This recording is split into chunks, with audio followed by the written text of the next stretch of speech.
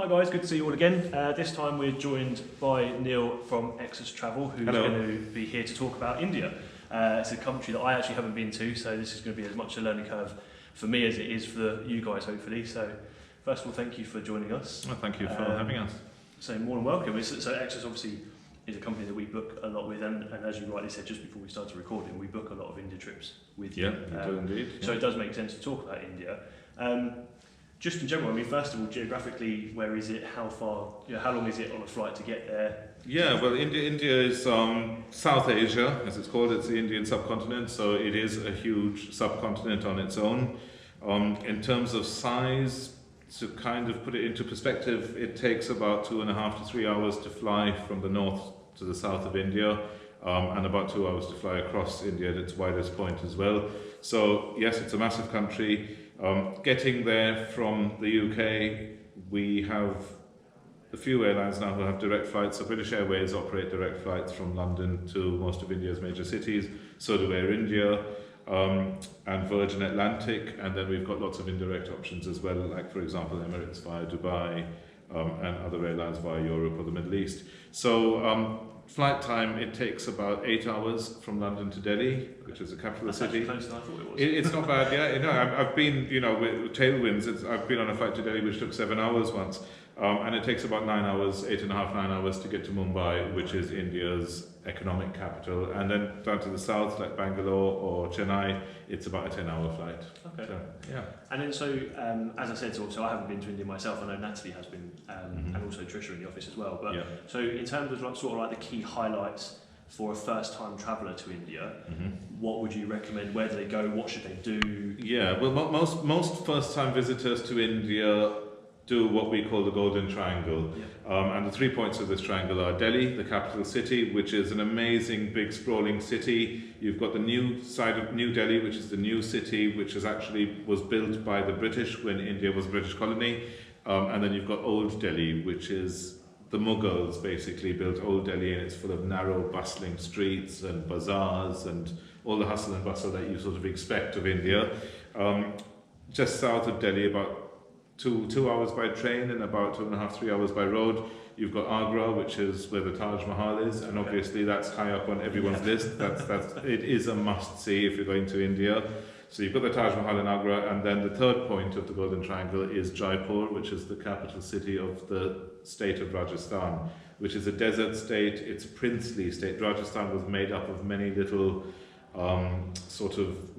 princedoms, for want of a better word, where you still have these families, these royal families, who have their palaces and who still own their palaces, and many of them run them as hotels. So you get the opportunity to see some lovely palaces and forts, but also to stay in authentic palaces which have now been converted into hotels. Lovely. So that tends to be, that is your sort of typical 1 week first time visit to India. My next question was going to be duration. So Yeah, approximately about a week for the Golden Triangle, and then you've got the option to either extend that further into Rajasthan. You've got the lake city of Udaipur, Jodhpur, which has the second largest fort in Rajasthan, or Jaisalmer, which is an old desert outpost. So you can actually do a lot more in Rajasthan, or you can travel down to, for example, Goa, or maybe even Kerala in the south, where you've got beautiful beaches, so a few days on the beach before you come home. Right, okay, so approximately sort of 10 to 14 nights as a first-time traveller. Yeah, 10 to 14 nights is kind of comfortable in terms of actually doing the Golden Triangle, plus then a little bit extra, whether that's something more sightseeing or maybe something more just beachy. Putting your feet up, yeah. Fine, Yeah. okay. So in terms of, you said about a week for the actual Golden Triangle part of that, Yeah. how is that split between the 3 points of that triangle in terms of duration? Typically about two days in Delhi, maybe 3, time permitting, because it gives you a day to get over the flight as well. A day in Agra, because Agra has the Taj Mahal and the Agra Fort, but once you've done that, it's a relatively small town. Once you've done that, you've seen it. And then 2 or 3 days in Jaipur, Right. where again there's a lot to see and a lot to do. And then of course extra time to go on to see more of Rajasthan, like Udaipur, which is the lake city, or Jodhpur or Jaisalmer out in the desert. Or to go down to Goa or Kerala, spend a few days on the beach, put your feet up and come back home feeling nice and relaxed. or even go up into the mountains in northern India, like Shimla, for example, where you can actually spend a few days up in the mountains, after a busy tour, visiting lots of sites and lots of monuments, a few days just to relax by the pool before you come home. And then, so some of the things that you can do for the Golden Triangle part of it, and obviously Taj Mahal, as you said, is one of the highlights. Iconic, First of all, do you have any recommendations in terms of, some people say to go there first thing in the morning, some people say to go there late at night? Can you do private tours, for example? How does that work? We do, all our trips are private tours anyway, so you'd have a private guide who would take you on your sightseeing. The Taj Mahal does work really well early in the morning. Right. What I'd recommend personally is get an early start before breakfast, go out, see the Taj Mahal. You beat the crowds that way. It's nice and cool, the air is nice and clear. So see it at sunrise, because the Taj is made of marble, white marble, and the sun's rays reflecting on it look absolutely stunning. It actually literally changes colour as the sun rises. So see it at sunrise, come back to the hotel, have some breakfast, and then carry on with your tour of the fort and the other sites. And to get that picture perfect shot, you need to be there before the crowds, right? Absolutely, before the crowds, and when you've got that light on the orange glow of the sun on the Taj Mahal, it's absolutely magical. Yeah. And then, so the other sort of parts of the Cultural Triangle, again, I mean, you can do things like city tours, presumably. Yeah, absolutely. So we've got Delhi. So Delhi is basically a city tour where you will see the new part of Delhi, and literally drive past a roundabout and you're in old Delhi. So is Delhi the one with the crazy traffic? Absolutely. Well, old Delhi is. Best way to get around there, and this is what we do, is on a cycle rickshaw, which will sort of take you whizzing through the narrow streets, missing things by a few inches, but you get to see you are seeing the real country, and it's absolutely fascinating. And of course, Jaipur again is a city tour. You've got the palace, the old ancient observatory, the markets, and there's a fort just outside Jaipur, which is fantastic to see as well. Yeah. Okay. And then, so obviously we're sort of more focusing on kind of first-time travellers. You've said then obviously you've got something like Rajasthan, where you've got the beaches. Yeah. Can you tell us a little bit more about what you'd recommend in terms of maybe beach accommodation? Is it all inclusive, for example, or is it bed and breakfast? How does that all? Well, with India, it tends to be more bed and breakfast. There's not that much all inclusive, and I think that's probably a good thing, because you've got so many options, even at the beaches, to actually go out and eat. There are lots of good restaurants, so there's lots of choices available.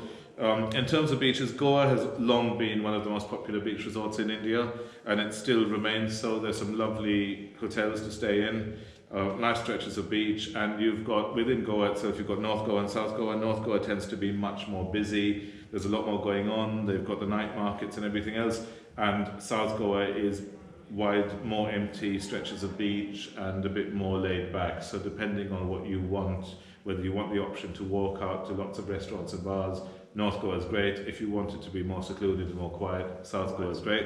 Further south along the same coast, you've got Kerala again, which has got some beautiful beaches. Again, not as busy as Goa. You tend to be more sort of, you've got local villages, and you see a bit more local life, and the fishermen going out and coming back early in the morning with their catch.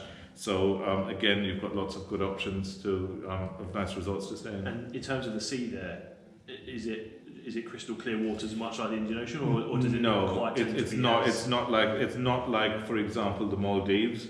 Although the Maldives is a great add-on to India, so if somebody wanted the snorkeling and the crystal clear water, you could. It's from, for example, from Kerala, it's about a 1 hour flight to the Maldives. Right. So very, very close. So you can add that on, tag it on with India, or even Sri Lanka for that matter.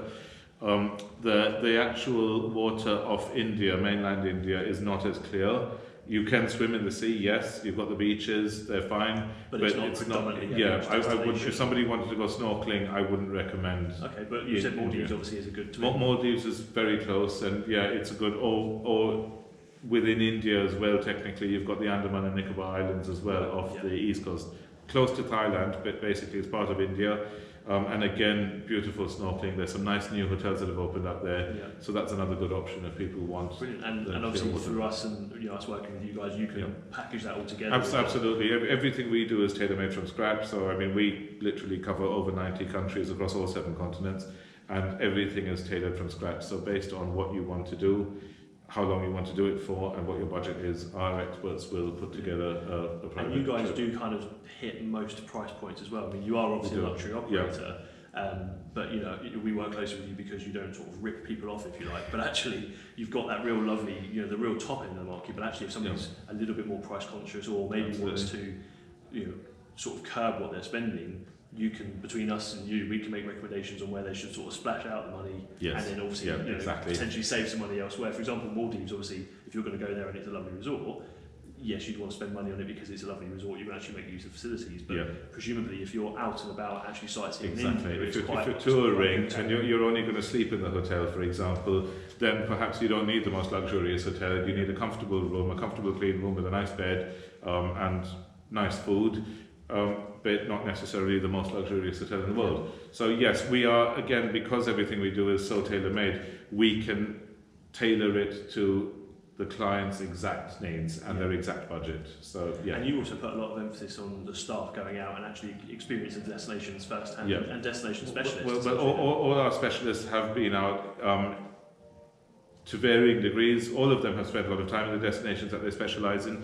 Some of them have lived there, some of them are from there. For example, one of our India specialists is from India. All he's ever done for the last 25 years is put together holidays to India. He knows everything on the ground. He knows the staff and the hotels personally. He's got a level of knowledge and connections to the country that very few people have. Brilliant. So, you know, which obviously it goes a long way, doesn't it? When planning the trip, but also when you're on the ground. When you're actually on the ground and when you're travelling, exactly. He's got the contacts there and the knowledge to make sure everything just goes as smoothly as it possibly can. Yeah. Excellent. And then, so final question from me: where in terms, I know you've travelled to India a lot. In terms of where you've travelled, what's your favourite place to go to? What's your recommendation? It's a real mix because everywhere in India is so different and so special. So, you know, just to probably just recap the whole country. We talked about the Golden Triangle in Rajasthan. In central India, you've got amazing wildlife parks, and including the park where the Jungle Book was actually set. And then you've got Kerala down in the south with beautiful backwaters and beaches, and then next door to Kerala, the temples in Tamil Nadu. Between Kerala and Tamil Nadu, the tea gardens and wildlife. So it's just so varied. There's so much in India, and between different parts of India, people culturally look different, they speak different languages. It's like, it is, as I say, a subcontinent. It's almost like many countries rolled into one. For me, I think, you know, the Taj Mahal is, you have to see the Taj Mahal if you're going to India. It is a must-do, and the palaces up in the north, because that is iconic India. That's what you see, that's what you expect to see. But Varanasi, which is said to be the oldest continuously inhabited city in the world. Again, I remember my first trip there, it was amazing. It's the sort of centre of Hindu culture, and again, narrow, bustling streets and crowds and markets and everything else. But equally, I think combining that with Kerala, with its serene backwaters and its calm beaches, makes for a perfect holiday. Brilliant. Yeah. Well, it's definitely on my bucket list, and after talking about it, definitely it's moving up and up and up. So thank you very much for your time, and thank you. Yeah, thanks very much.